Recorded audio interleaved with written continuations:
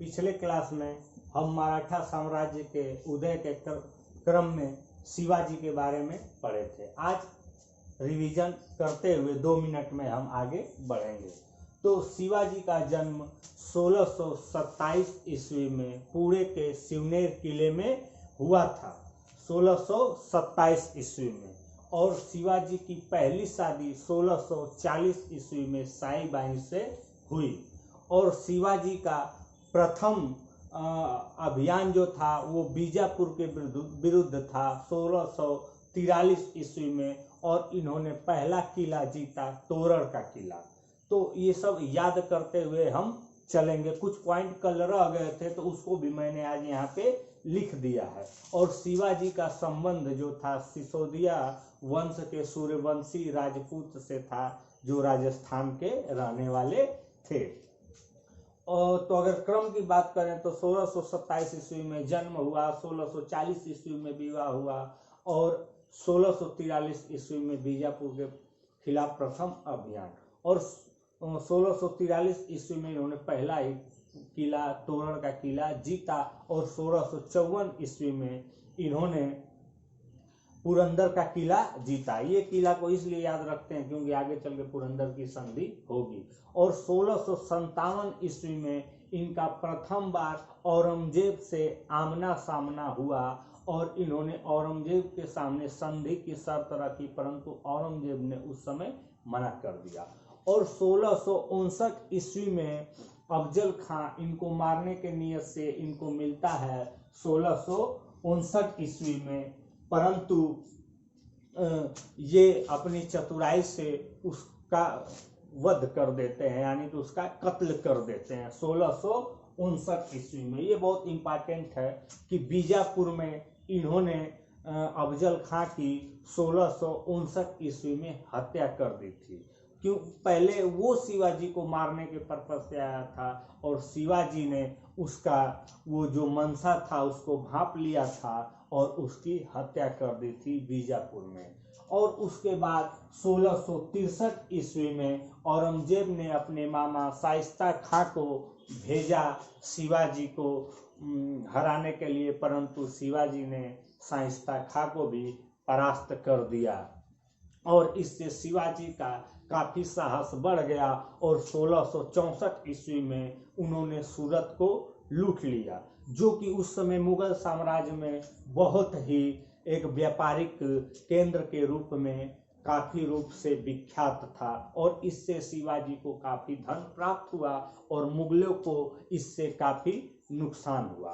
तो इसका जवाब औरंगजेब ने दिया, और भारी एक मुगल सेना कछवाहा राजा जय सिंह के नेतृत्व में शिवाजी को हराने के लिए रवाना कर दिया।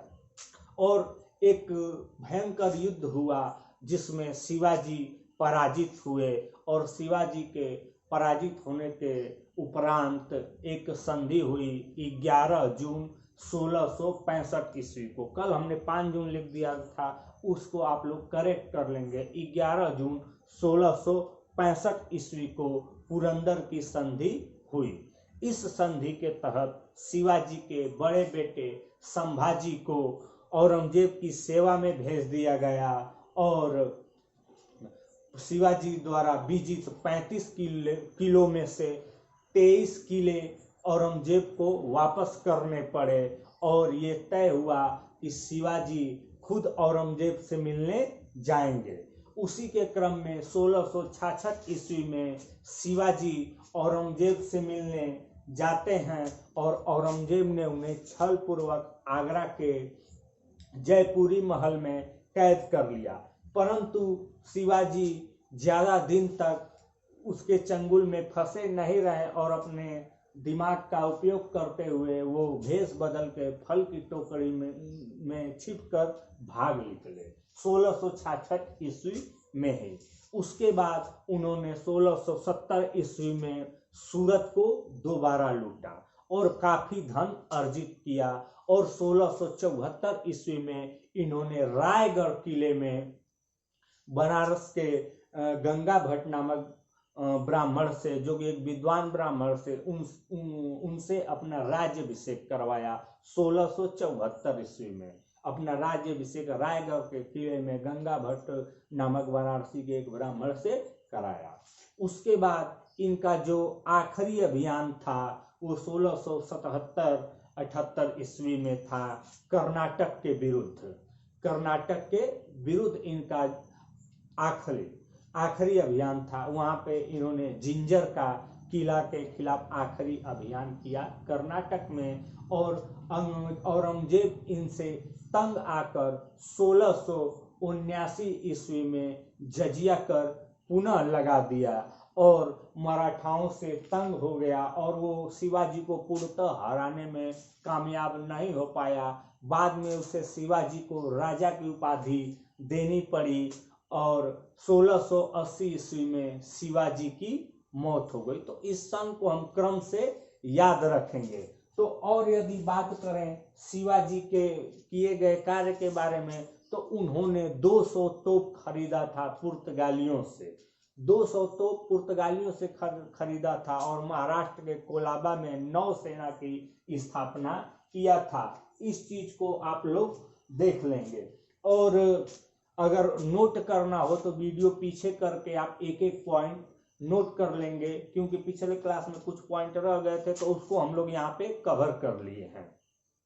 तो अगर हम फिर से एक बार बात कर लें, 1627 में जन्म हुआ, 1640 में शादी हुआ, 1683 में बीजापुर के खिलाफ प्रथम अभियान, 1654 में पुरंदर का किला, 1657 में औरंगजेब से प्रथम बार आमना सामना, 1659 में अफजल खां की हत्या, 1663 में शाइस्ता खां को पराजित किया, 1664 में प्रथम बार सूरत को लूटा, 64 में 1665 ईस्वी में 11 जून 1665 ईस्वी को पुरंदर की संधि हुई। फिर 1666 ईस्वी में शिवाजी को कैद कर लिया और 1666 ईस्वी में ये भागने में कामयाब रहे। 1670 ईस्वी में सूरत को दोबारा लूटा और 1674 ईस्वी में अपना राज्याभिषेक कराया। उसके बाद 1677 ईस्वी में इनका कर्नाटक के खिलाफ आखिरी अभियान था। 1679 ईस्वी में औरंगजेब ने पुनः जजिया कर लगा दिया। 1680 ईस्वी में शिवाजी की मृत्यु हो गई। तो इतना हम शिवाजी के बारे में हम बताएं। उसके बाद हम देखते हैं कि शिवाजी को औरंगजेब कभी हराने में कामयाब नहीं हुआ और अंत में उसे मजबूर होकर राजा की उपाधि देनी पड़ी। तो और शिवाजी द्वारा स्थापित मंत्रिमंडल के बारे में हम पढ़ेंगे। तो शिवाजी ने अष्टप्रधान नामक 8 मंत्रियों का समूह का गठन किया था, जो हम यहाँ पे देख सकते हैं। उसमें सबसे प्रमुख पद जो था वो पेशवा का था। जो प्रधानमंत्री था उसको पेशवा बोला जाता था, और अमात्य या मजूमदार, वित्त मंत्री को अमात्य या मजूमदार बोला जाता था। ये पिछले साल यूपीपीसीएल के एग्जाम में पूछ चुका है और ये काफी इम्पोर्टेंट है। ये 8 हम याद रखेंगे तो एग्जाम में इसका फायदा हमें जरूर मिलेगा।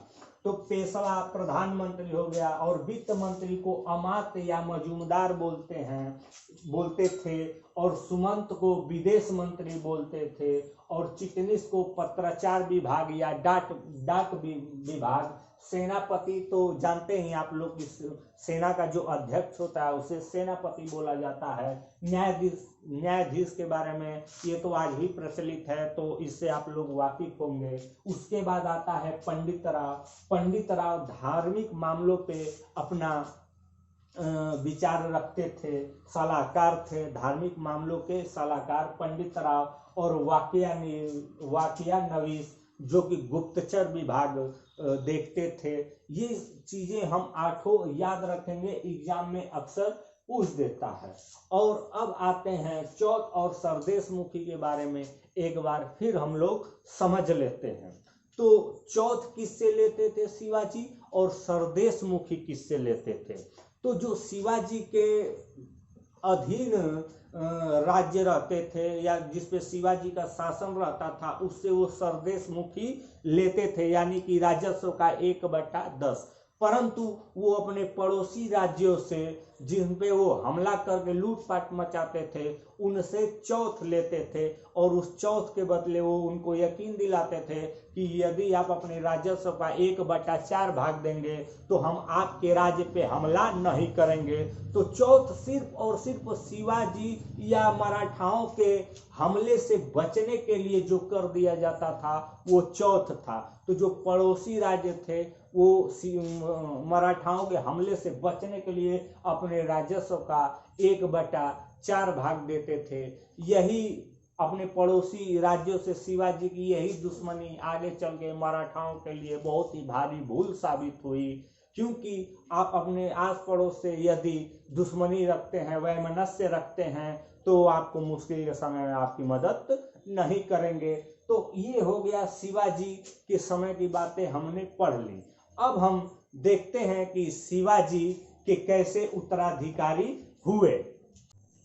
अब हम शिवाजी के उत्तराधिकारी के बारे में समझेंगे। तो शिवाजी के जो है संभाजी, एक तरफ पहली पत्नी से संभाजी थे और दूसरी पत्नी से राजाराम। इस क्रम में हम आगे बढ़ेंगे। तो जब शिवाजी की मृत्यु हो गई तो उस समय संभाजी पन्हाला किले में थे, औरंगजेब के सेवा में थे। वहां से भागकर ये छत्रपति के पद पे आसीन हुए संभाजी। परंतु इन्होंने एक गलती कर दी, जो गलती गुरु तेग बहादुर ने किया। गुरु तेग बहादुर ने भी अकबर द्वितीय को संरक्षण दिया, जिससे औरंगजेब नाराज होकर उनका कत्ल करवा दिया। वही गलती संभाजी ने भी किया। अकबर द्वितीय जो कि औरंगजेब का विद्रोही पुत्र था, उसको तेग बहादुर ने भी संरक्षण दिया था। गुरु तेग बहादुर ने और संभाजी ने भी संरक्षण दिया और औरंगजेब इससे नाराज होकर संभाजी को भी कत्ल करवा दिया और इनके लड़के साहू जी को जो था कि कैद कर लिया। और अब कैद करने के बाद इसके बाद जो है छत्रपतियों का जो है क्रम आगे बढ़ाने के लिए या गद्दी बैठने के लिए इधर से कोई नहीं बचा था। तो फिर राजा राम छत्रपति के पद पे बैठे, परंतु ये ज्यादा समय तक नहीं रह पाए और 1700 ईस्वी में इनकी मौत हो गई। ये राजा राम वही राजा राम है जिन्होंने महान अकबर की अस्थियों को जला दिया था और ये औरंगजेब के काफी खिलाफ थे। औरंगजेब की नीतियों से काफी असंतुष्ट रहते थे। मुगलों के खिलाफ इन्होंने मुहिम छेड़ा था। और उसके बाद जब राजा राम की मृत्यु हो गई तो इनकी पत्नी ताराबाई इनके अल्प वयस्क पुत्र शिवाजी द्वितीय को लेकर गद्दी पे बैठी। तो उस समय मुगल सम्राट जो है बदल चुका था। औरंगजेब के बाद मुगल सम्राट बहादुर शाह बन चुका था। तो बहादुर शाह चाहता था कि मराठा साम्राज्य फिर से अस्थिर हो जाए। तो उसने साहू जी जो कि उसके किले में कैद थे इनको छोड़ दिया कि ये अगर जाएंगे तो स्वाभाविक है कि इनमें उत्तराधिकारी युद्ध होगा ही। और परंतु यहीं पे बहादुर शाह से गलती हो गई, क्योंकि साहू जी काफी योग्य छत्रपति बन गए। और जब साहू जी वहां से आए तो बालाजी विश्वनाथ की मदद से इन्होंने शिवाजी द्वितीय को हटा के खुद छत्रपति बने और इनके जिंदा रहने तक ही छत्रपति का पद बरकरार रहा। इनके मरने के बाद जो है छत्रपति का पद समाप्त हो गया और पूरी ताकत जो है पेशवा के अधीन चली गई। तो यदि हम बात करें कि आखिरी छत्रपति तो वो जो थे वो थे साहू जी। इन्होंने 3 पेशवाओं का काल देखा। इसके बारे में हम आगे डिस्कस करेंगे।